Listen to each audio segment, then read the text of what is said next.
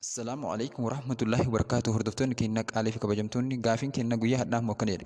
Boqonnaan Qur'aanaa yoo isii qara'an iyyummaa irraa nama baraartu boqonnaa kami? Boqonnaa Al-Waaqiyaadha.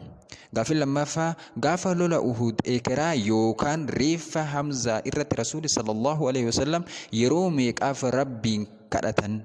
Yeroo 70. Gaafiin itti aanu akkana jedha. Islaamummaa keessatti yeroo jalqabaatiif dubartiin gargaartuu ammallee akka doktoratti gargaaraa turte tahuudhaan dhibamaa yaalaa turte eenyu jedhamti?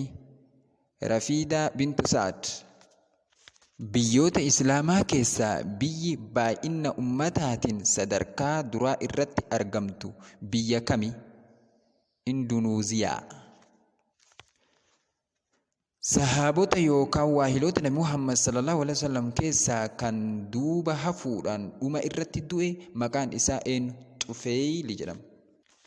Mootiin gaafa du'a isaa kan sagada fagoo Rasuuli sallallahu alaihi wasallam irratti salaatan eenyu jedhama? Najjaash takka ammoo mootii Habashaa yookaan mootii Itoophiyaati. Gaafiin biraa akkanidha. Kan Rabbiin diduun isa jalqabaa ta'e eenyu? Shayxaana takka ammoo Ibliis. Gaafiin biraa akkana jedhu. Shari'aa Islaamaa keessatti adabbiin nama falfala namatti falfaluu maali? Sayfiidhaan yookaan albeedhaan morma isarraa darbuudha. Dhugaatiin warra jannata keessatti dhugan maal fa'a? Bishaan, aannan, farshoo hin macheessinee fi damma. Kana hundaa warra walii dabarsuuf